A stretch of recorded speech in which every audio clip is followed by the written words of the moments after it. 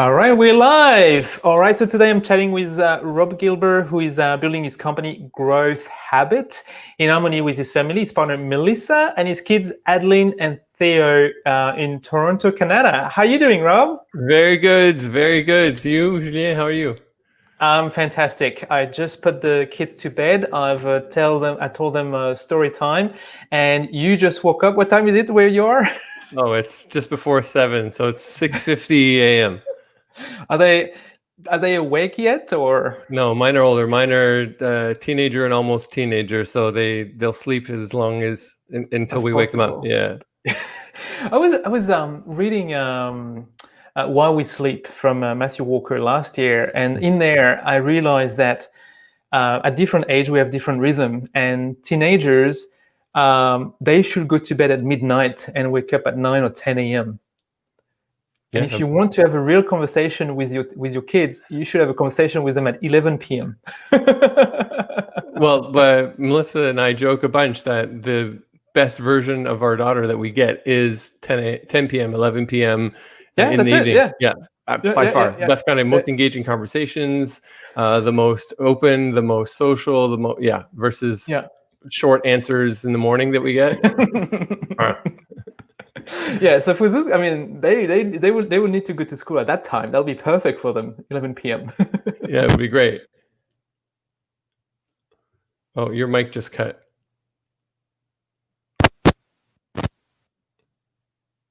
What did I do? What did I do?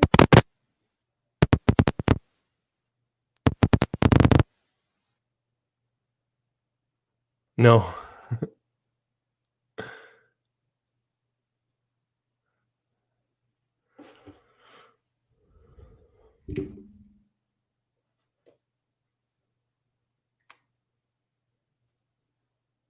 Nothing.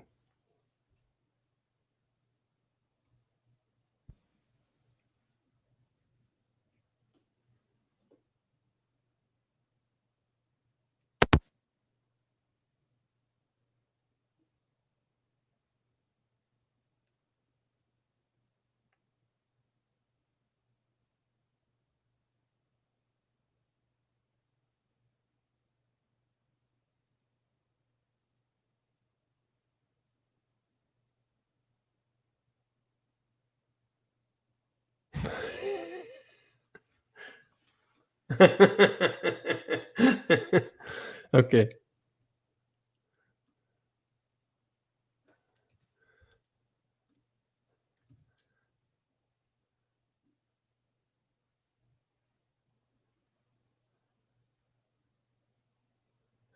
I'm going to assume this is still streaming live somewhere. This is probably still streaming live on Facebook. If it is, So probably. how was the show? Oh.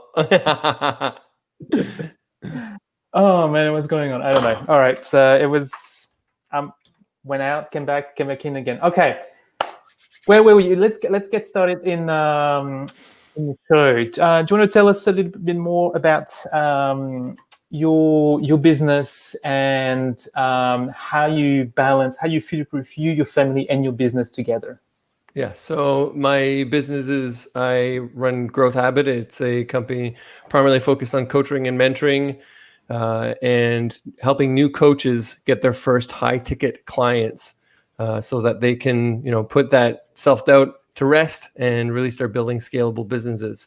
And how I balance that with my family is just being intentional and just using kind of empathy and intention as my drivers for a lot of my decisions, and open conversations with my partner, with Melissa. So for example, I'm working on a huge project right now. I'm working towards a big launch that goes live this week, which means the last few weeks have been chaotic. It means I've been staying late. It means I've been at my office space until 11 p.m.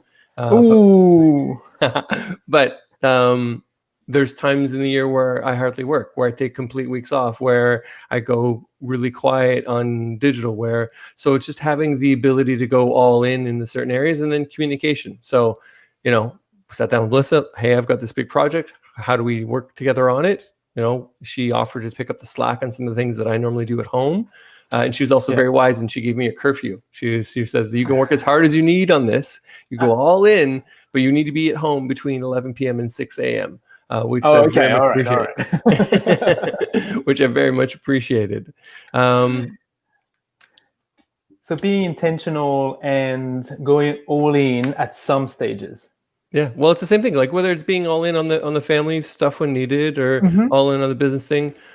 People used to always talk about work-life balance. Now people talk about work-life integration is a word that's used a lot. But I think just questioning the previous models. If you've been an employee, if you've worked other places, there is a work model that's been propagated forever and ever, which is work is this many hours a week. It's normally between these hours, and this is what it looks like. But it doesn't have to be. There's been like before I started this project, I only worked 3 days all year. I didn't want to work Fridays. Fridays are my day. I walk in the woods, I read a book, I hang out with the kids, whatever. So just realizing that everything's open for questioning, for rethinking, for challenging, especially if you're lucky enough to be an entrepreneur. The other piece is just learning. My future-proofing of me and my business is definitely based on me continuing to learn and to grow. And there's inflection points with my business. Every time that I've learned and grown something, I can see the impact and how it's like a domino. This all started because I was learning and growing in the area of habits. I started a new morning routine. I was dedicated to it. I was posting to Instagram about it to keep myself accountable. People were encouraging me. And then I had people reach out and ask me, how do I do that? Can you help me do that? Can you teach me do what you're doing? And that was a huge catalyst for where I'm at now. So that me continuing to invest in my own learning and growth are really big at future-proofing me and everything that's important to me, which also includes my family. That's awesome. I think I was chatting with this with my wife the other day that it's only when you stretch yourself by 10 to 15% that's when you start learning, right? Like you don't want to stretch yourself too much, but we were looking at research and it said 10 to 15% outside your zone of comfort. That's when you're really growing. Like too much, and then you're just overwhelmed by the learning. But it's really like staying in that phase. And so, what are you learning at the moment? I am learning all about marketing aggressively online. I'm learning about Facebook ads. I'm learning about setting up an online program. All of my delivery up until recently for my material has been one-on-one. And and then I had a group program that I ran in the summer from July that just wrapped up with 8 people, which was it was a shorter thing. And now I'm taking all of my learning from the teaching I do with my coaches one-on-one, and I'm putting that into a course. So I'm learning all about transferring that into a program as well. Those are the big areas I'm learning about currently. Yeah. So how is that going to be at your own pace, or will that be live with a group? It'll be live with a group. To be determined later whether I have a completely at your own pace. But I am really primarily still concerned with helping ensure people get results. And until I have additional material, additional resources, and I've figured out how do I ensure that most people still get incredible results by self-paced, then I won't go there. But so people are going to get 1 month chunks of the curriculum at a time, so they can at their own pace within that. But each week we're going to have a support call, a check-in, a coaching, a mastermind, so that ensuring that everyone is being handheld and mentored through the whole process. Yeah, I think that's what works the most. When I run a group like that, pre-accelerator program or accelerator program at university, they've got their online content, so that's your learn at your own step, and then we've got mastermind every week where they come and say, what went well, what didn't go well, and then I catch up with them on a one-on-one basis every 2 weeks. And so this way, I'm not teaching anymore. I'm not delivering the content. It's already there. And it's such a good space to be. Like they can learn as much as they want, but it's going back to learning and growing. Like just to have that 10 to 15%, you can control that during the mastermind, which is really, really cool. Which is a great way to do it too. Yeah. Well, then of course there's the learning from each other and seeing other people, and that reminds me of this, or I have that problem too, and people help each other. Yeah. The last group I just ran, people started connecting with each other outside of the group and being very supportive of each other, which is incredible. Yeah, the group mindset is so powerful because you become simply the facilitator that don't need to have all the answers. It's like really prompting each other, and like the first 2 or 3 sessions, you're like putting the format in, and then after that, everybody takes over. And yeah, I really like the mastermind group. It's a really good compromise between like a proper teaching versus 101. Like it's for me, that's the best model. That's what works best. Yeah. Cool. So you told us about being intentional, going all in. You told us about learning and growing through habits. Is there any habits that you recommend to start with? Like, is there an order in order to future-proof you and your family? I would say, so there's a lot of talk, and the idea of a morning routine is, it's if you're in the personal development, personal learning, personal growth space, it's an old idea, but it is one that is really overlooked, and it sets the tone for the day. And especially if you are living a chaotic life of an entrepreneur, or transferring from the life where you had a job and you were an employee where someone told you where to be, what to do, it really does set up everything for the day. So my morning routine, I live and die by it, but having helped so many other people set up their days and set up their productivity, realizing that it does start the night before. Like it is really hard to get up early and have a great start to the day if you're up late. If the last things you're doing at night is spending an hour on your phone, if your phone is within 2 arms reach of your bed, et cetera, et cetera. So it does start the night before. Yeah, putting everything. Having your sleeping routine, really, like your morning routine start with your sleeping routine. Yes, it really does. Yeah, no, right. It's reverse engineering. It's like, okay, it's really hard to get up in the morning. It's hard to go, okay, well, so what's happening 6 hours, 8 hours, 10 hours before? What are we doing in the evening? You're setting it up. So yeah, my morning routine, I live and die by it, and just applying the same thoughts to everything else. So you want to develop a business, you want to grow your business. It means you need to have new customers. Okay, well, how do you get new customers? In this line of work, especially in what's available in places like LinkedIn, it happens through connections and conversations. Okay, how many connections, how many conversations are you starting each day? And it's the same thing that you get a 6-pack abs through doing certain things daily. It doesn't happen. And the same reason how a relationship doesn't suddenly fall apart, or someone doesn't suddenly fall in love. It is the compound interest of those little things that lead up to it. You know, every day I commit to initiating at least 3 conversations with people. And that is part of ensuring that I have a continual pipeline. Yeah, I like that 3 conversation. That's manageable. I'm looking at what I do. I put an hour a day for my LinkedIn engagement, which is half an hour on someone else's post and then half an hour in DMs. But I've got my virtual assistant that will do like the big chunk of the first step of the conversation. So when I go in my DMs, if they're already on phase 2 or 3, so they've already seen my introduction, they've already shared the introduction, so it becomes easier, so that I manage to have 7 or 8 conversations each day. That's just leveraging it, but yeah, you're right. I mean, it's all about numbers, and it's all about not having just one interaction. It's several interaction, really. Like it's just to take them through their customer journey, and depending where they're at, they could be ready for a product right now, or they might be ready for in 6 months or a year time. Yep. Cool. So we're starting to talk business. So what I would like to do is something that I've started doing in this show, which is to look at your business on one page, the lean canvas. So this way we're going to be able to dig deeper in your business. So I've sent to you a link in the private chat. So if you want to click on it and open it, and it's going to ask you to create an account. So this is the platform designed by Ash Maurya, the guy that designed the lean canvas. And so I really like using his platform because it's just straightforward. So are you there? I'm creating an account right now. That my focus face was me. It gave me a captcha where I had to click like, which of these pictures have a bicycle in it? So I was just doing that. Are you a robot, Rob? Well, no, that's me teaching their AI. That's all that Correct. is. Yeah. All right. So I'm in now. Where do I go? All right. If you want to share your screen, maybe that'll be easier. So at the bottom, you see share screen. Yep.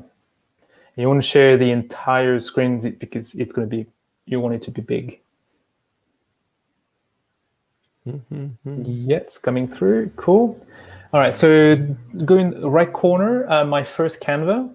Yeah, click on it.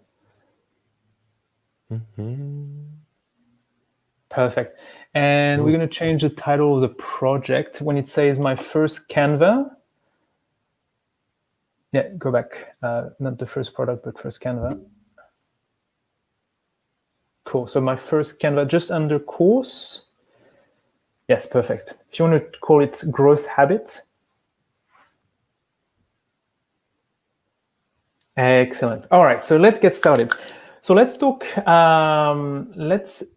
about your customers. So let's go in the right corner, that box that says customer segments. Who are you targeting, and who did you start targeting, and did that evolve in your business? That's what I'd like to know. Yeah, it fully evolved. So do you want me to be talking or typing it? Because my level of engagement and focus is going to be totally different if I'm trying to focus on typing or if I'm talking. Okay, so what I'll do is I'll let you talk and I'll be typing for you. How about that? Okay, that totally works. Okay.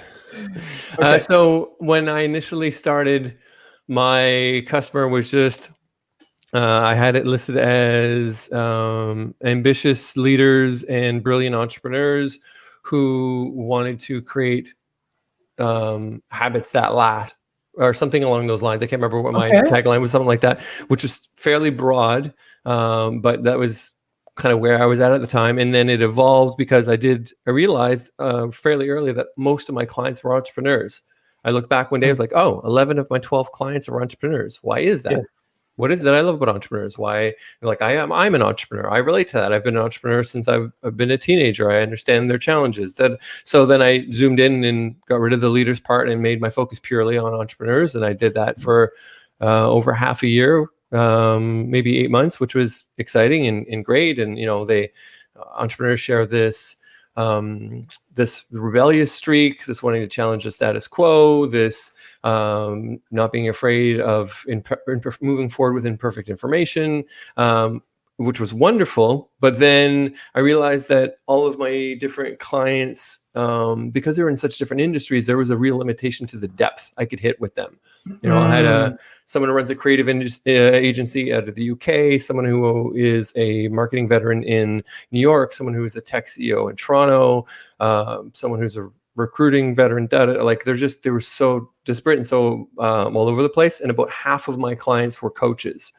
I was like, okay, with these people, like the entrepreneur in me who likes shiny new things and likes variety, loved the variety, but I realized it was really limiting me on who I could properly serve. And I looked at everyone, and I have an HR background. I did a few years as a recruiter. I understand that world. I'm interested in marketing, but it really was the coaches, because that's what I do, and I understand the business, and I can get so deep with those people. So that maybe it's only as recent as 6 weeks ago, in the last month and a half, I switched and I made my focus completely on coaches. So now my focus is new coaches, people who either are aspiring to be a coach. New coaches. Okay. Yeah, either aspiring to be a coach and don't know how, or are a coach but don't really have a business yet, don't know how to make a business of it, don't know how to create a business from it. So those are my people that I'm focusing on right now. So what is their problem? So now we're talking coaches only. What are the top 3 problems that they have, and how did you learn about that problem? Oh, mostly conversations with people, speaking a lot of one-on-one conversations, doing some research online, but really just paying attention to the stuff that's come up in all the conversations I had this year. Normally it's just want to do something bigger, to want to do something with some kind of impact, but not knowing how to make a business of it, not knowing how to make a business with it. That's normally one of the biggest things. Is that because they're not business savvy to begin with? Or? Normally, yeah. Like one of my clients is fairly unique. He comes from data insights industry. He's got a fairly good handle and grasp on business, but even him, and to translate that knowledge to how does that look as an actual coaching business. is there's still some gaps there that he needs to fill and understand. But for a lot of these other people, they have been the go-to. They've been the friend that people have trusted. They've been the person who those have sought out advice. They have, been a leader in their corporate roles in some way, shape, or form where they're doing coaching or mentoring, regardless of whether those are the labels they used. But the idea of doing sales scares them, would be another part too. So the idea of like, ooh, sales, that's scary. Sales is slimy. I don't want to be a salesperson. Sales is aggressive. So that is another challenge they face. And then lastly, just mindset, just imposter syndrome. Yeah. Like, who am I to do this? I'm not good enough. Just all those different versions that we know that the way that imposter syndrome loves to show up and rear its ugly head. So those problems, are they specific to the new coaches, or did you already have them with, the leader who wanted to have strong habits and the entrepreneurs who wanted to grow? Did they have similar problems? Like I'm thinking like being scared of sales, for instance. The mindset one is the most continual, most common one with all of them. I've yet to work with anyone who doesn't have some version of imposter syndrome, or I'm not good enough, or that regardless of the level of success. There's someone who I speak with regularly who makes 1.5 million a month. They struggle with imposter syndrome. And the first time that I got into that conversation with them and they shared that with me, blew my mind. Wow. So it just goes to show how that is. But yeah, no, it's different with the habits. People, there's people who are highly successful, incredibly successful in a bunch of different areas of their life, but we're lacking some kind of consistency, or we're lacking that in their personal lives or whatever. So it was helping people understand, consistency and the impact of the little moments and compound effects of all the stuff they were doing. And then with the entrepreneurs, some of them, the sales piece still applied. They depend on but then again, that's part of why it was so difficult when I was saying that's my audience is entrepreneurs, because that was so wide. There was people where they were killer at sales, super comfortable at sales, but continually had employee challenges. And then I end up talking to them about stuff that comes from my days of being an HR leader, versus someone else who is really great at another area, but maybe I'm helping them refine their copy. Like it was just so all over the place. Yeah. I can resonate right here. That's where I am. Okay, so what I really like here is how you came from, different topics like leaders who wants to have strong habits, and then you've just refined, and you did that through doing research, but like conversation with them. I mean, and for you, I mean, like you don't seem to have problem with sales because you had customers, so you were able to learn from working with them. So then what solution now do you provide? No, before we go then, let's talk about existing alternative. If they have those three types of problems here, they've got an imposter syndrome, they don't know how to do sales, or they don't know how to make a business out of their own expertise. Before Robb came in, where could they find ways to solve those problems? So there's a bunch of people that will try to DIY it or hack their way through it through freebies online, through books. Like you say, freebies. That's exactly right. Yes. So that's an alternative, but there's definitely other coaches. There's other people that provide, services to help people get their businesses up and running. There is other people in the market that do such a thing. It's not like I'm extremely unique. And I think for most businesses, that's definitely the case now. And this is where, I see you have unfair advantage listed there. You being yourself and you leveraging the different parts of your experience, and you're a dad and you speak French and you used to be into, like for me, I used to DJ and be into music and I grew up in the radio. Like there's things about me that are impossible for someone else to replicate. So if I'm clear with my message and when speaking to these people and they feel I understand their problem, then the decision really just comes down to, do they resonate with the way I show up? Do they resonate with me? And definitely my unfair advantage is a huge comfort on camera, is being able to distill complex ideas fairly in a very simple manner. It's that I'm generally I've seen your videos, yes. I think that's why we clicked online, because we're quite similar on that area. Yeah. And then I think just being comfortable with who I am. Like I've done when it comes to, you know, the mindset and imposter, like I've done a lot of work.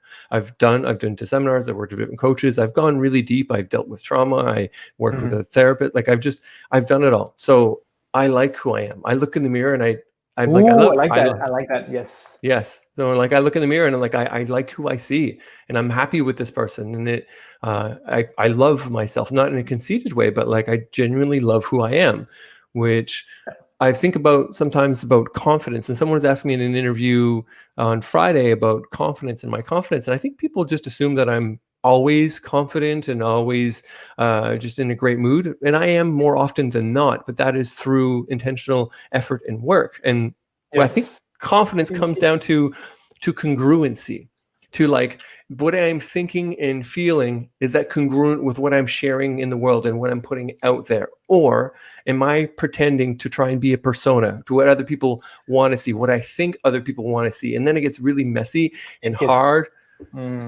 Yeah. And so we've all been in those situations where you meet someone and they're nice, but there's something off about them.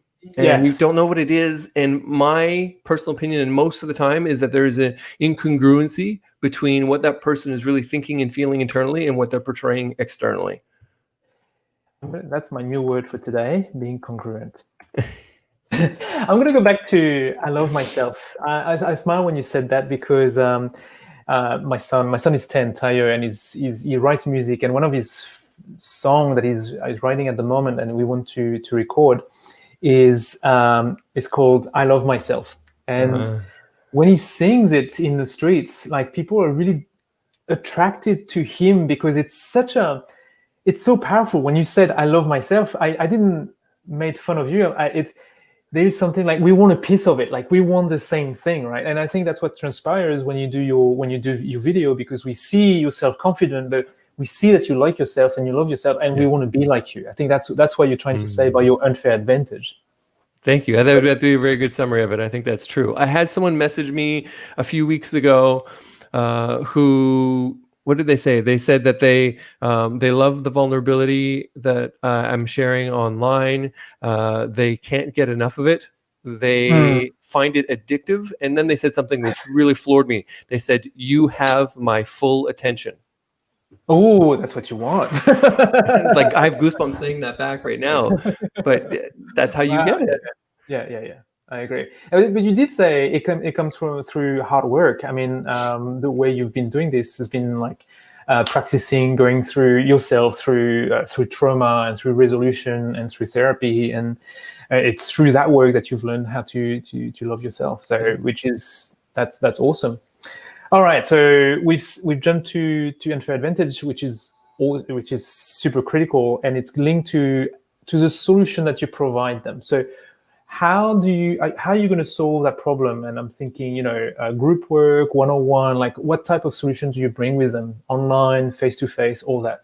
Yeah, so I've got modules and teachings which show people exactly step by step what are the ways that you define who you're meant to serve, how you create engaging content, how you handle sales calls, how you deliver. So I have step-by-step training and modules showing people exactly what they need to do. And then group calls with people in a mastermind format where we can talk through, where I can support them in any challenges, where they can learn from each other, where they can grow as a group. And those are the biggest ways. And then just also providing feedback. So they create while they're working with me and while I'm mentoring them, and then they're able to use me as a soundboard. I'm able to give them feedback and to help them and to make adjustments, because as you know, being an entrepreneur is generally not like you pick the thing, that's the only thing, nothing changes. No, it's an iterative process. So even in the 3 months of working with me, I often they start with what they think it is. We work through it. They realize this, and then I can help them tweak, change, evolve, pivot. And so true. Like we always come for something, and my clients come for something, and I guess that's one of those three problems, right? So we connect with them on one of those top three problems, and then that's only the way to get them in, right? To accept to start working with you. And once they start working with you and they trust you, then you can actually get onto the real problem, right? Like the key problem that was behind those top problems that you see that. Cool, awesome. So we got a pretty good idea of the problems, the solutions. Okay, and you hinted at it, but where are your customers and how do you reach them? So previously, it would be about 80% through LinkedIn, 20% through Instagram, but now it's more like 75 LinkedIn, 15 Instagram, and 10% referrals.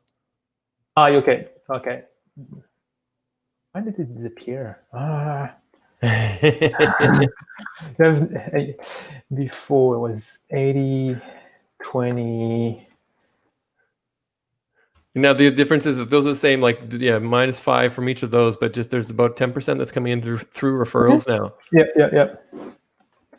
Now 10% referral. 75, 25.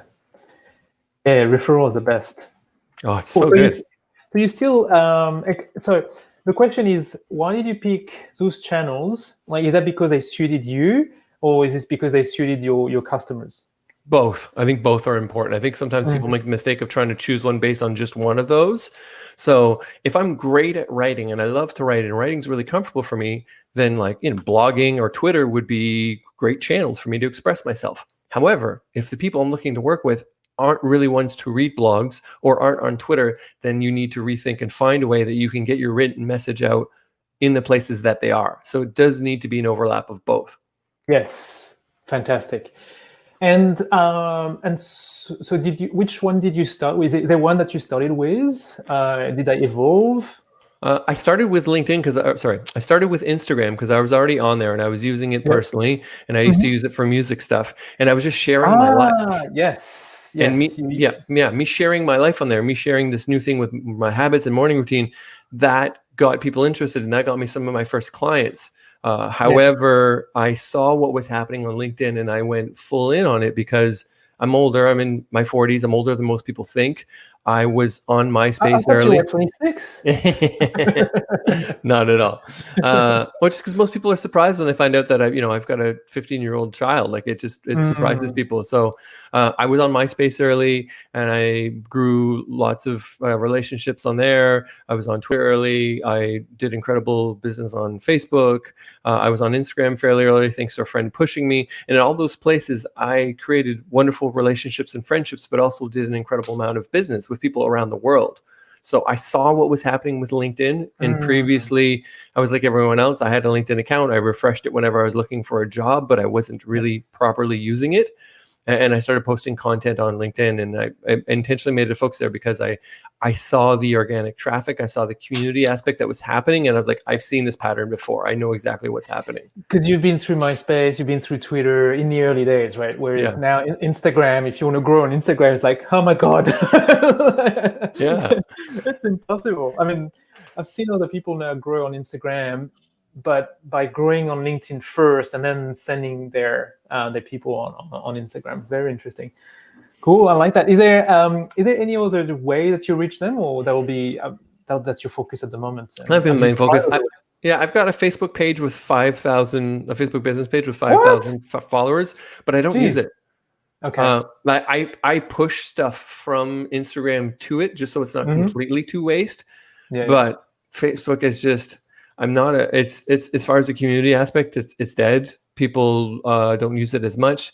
It feels fairly toxic. Or your customers, you mean, right? In both my customers. So some of my customers are definitely. So if I'm thinking of some of my customers who are maybe older, later in their career, they will be on there. But even talking to them and talking to just people are tired of Facebook, find that it's daunting to be on there, find that it's heavy, just people just being toxic and arguing, whether it's about political things, and it's doesn't come with that same joy that it used to. So I'm rethinking my approach there now as I think about what's possible with ads, and especially with retargeting ads.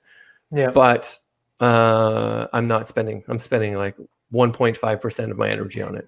I like what you're doing, because you were saying that you're learning about Facebook ads at the moment. It makes sense to be on Facebook ads because that's where they are to to connect with their friends and family, but you don't want to engage there because they sick and tired of engaging with other people on Facebook now. They stay with their friends, so they will see your ads, but they don't want to start a conversation there. Cool, awesome. So I know you switched to new coaches only recently, but what will you say now in a very simple sentence your unique value proposition is to the new coaches? I help new coaches land their first high-ticket clients so they can ditch self-doubt and build a scalable business successfully.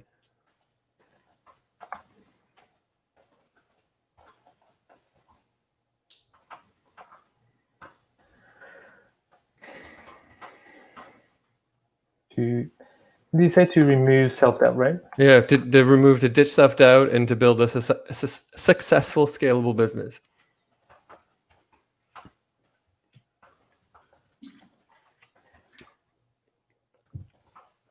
So what you've just done, which is perfect, you've basically addressed your 3 problems in there, which was don't know how to make a business, so that you land your first customer, and don't know how to do sales, and then you scale the business, and you remove that imposter syndrome. Cool, awesome, well done. Thank you.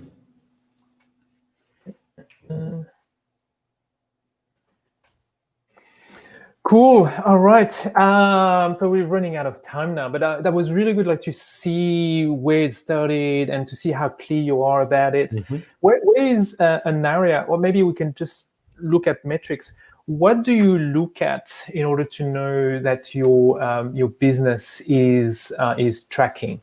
Like, what are the things that you look at? Yeah, KPIs I look at is amount of conversations initiated a day, amount of inbound leads, amount of people scheduled for a call, the show up rate to a call, how many people show up for a call. Those have been the main metrics I'm measuring now. I'm doing a big webinar on Wednesday. It's my first time doing something like this, so I've got completely different metrics now. Now it's, they're similar. It's how many registrants, how many people are showing up, and then how many people convert. So actually, and back to that, I also the calls, show up rate, and then enrollment, how many people enroll from those calls. So I'm using that same approach as I'm looking at this webinar on Wednesday. It's a registration, show up, and then we'll see what enrollment is like. But definitely still measuring conversations, because as I know, none of that I can't, I don't. None of that happens without the conversations at first. So how many people registered versus showed up, basically. Cool. And do you look at number of visits to your website, for instance, or are they numbers that you follow? Or I've just recently started looking at it. It's not something I did before. Like, I just finally put a pixel on my site 2 weeks ago. Like, wait, I should have done it so long ago. It's not something that there's so many things to do, mate. Like, it's well, this is the other piece too. Until 3 or 4 months ago, until I had someone who wanted to work with me, who was going to be able to have their employer pay for it, and for which they needed to show them an official website. I didn't have a website. I didn't feel I needed. I just drove everyone to my LinkedIn page. I did thousands and thousands of dollars, like tens of thousands of dollars in business by having LinkedIn as my your website. Yeah. So, fair enough.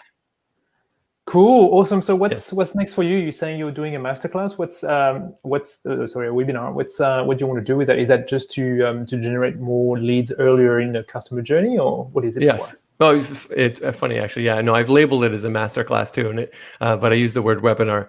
It is to teach my 4-step framework.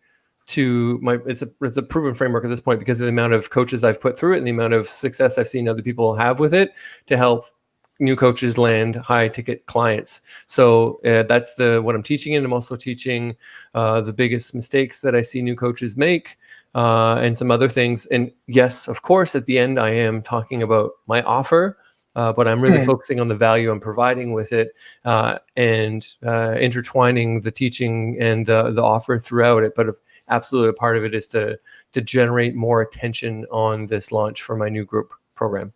Cool, awesome. And so where do we see the link for the webinar?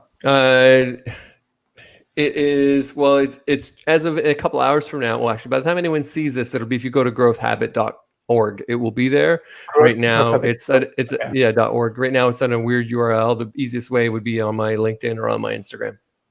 Okay, cool. All right, so I'll see if it's a decent hour in Australia and see if I can attend. But cool. Well, congrats, man. Like it's I really like how we followed your progress, how you've refined your niche. It's funny because I looked at that. It's funny because it's the first time that I talk with someone who is actually doing a similar business that I'm doing, and I'm like, I understand the need to go to coaches because it's more specific, and also because they're the ones who are ready to spend money also.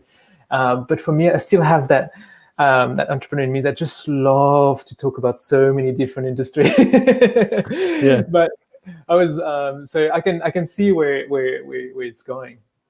But I don't think I'll go down the coach's place. But it's awesome to see the story, see how focused you are on the, you knew exactly the problems, you know exactly your value proposition and your solution. So it makes sense. Like you've done that before.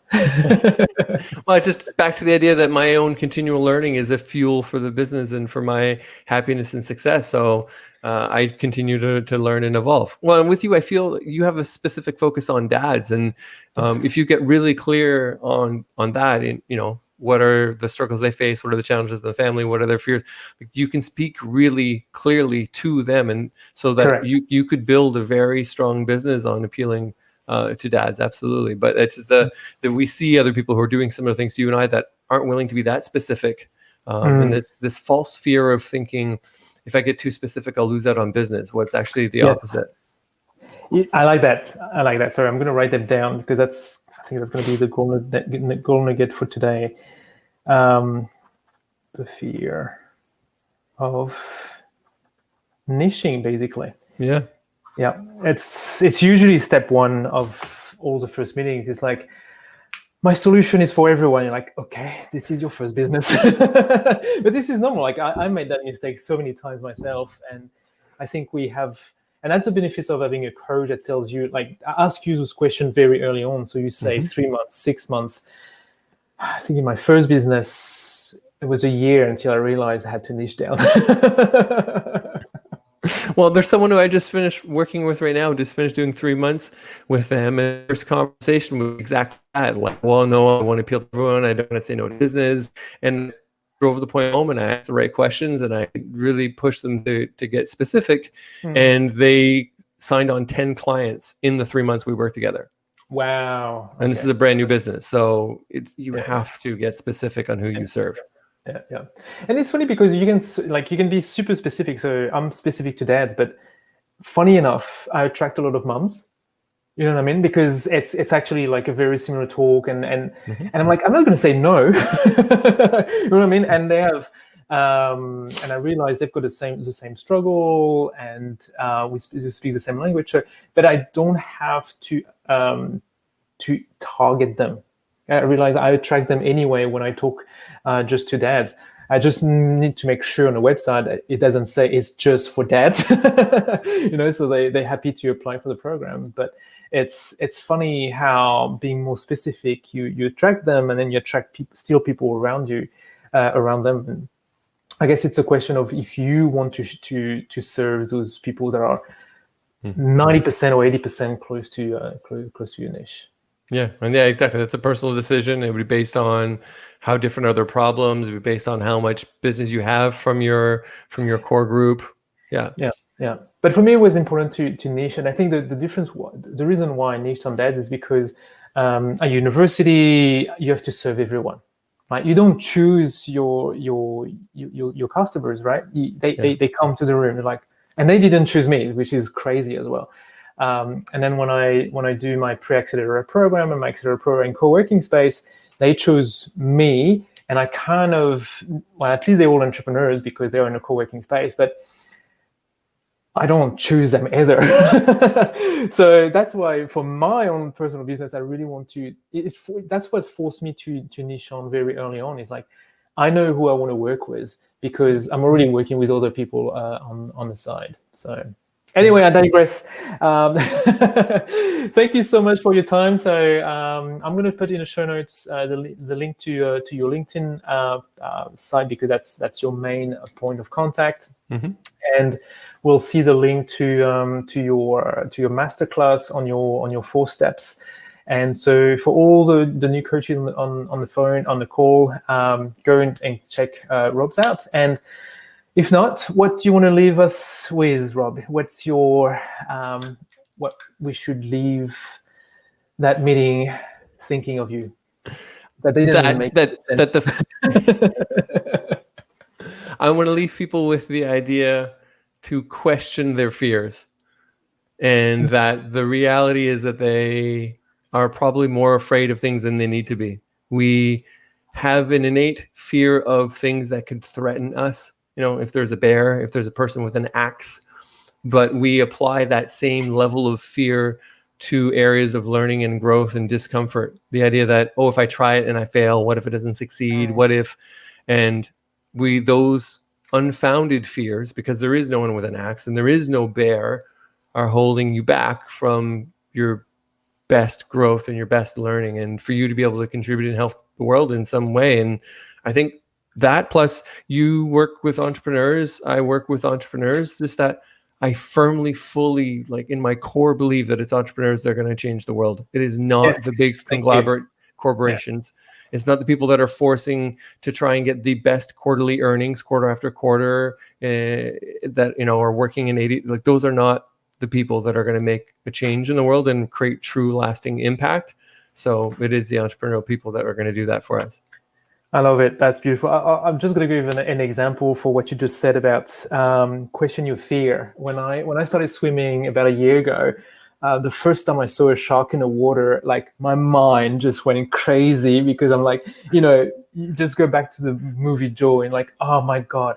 And then you just keep on pushing. I mean, you just get used to it, because you go back to the water. And now, this morning I was with the sharks, and this time I went with them. I had 3 around me. And funny enough, because by getting to know the environment, by putting yourself in there, and by researching as well, I researched that the sharks didn't have teeth.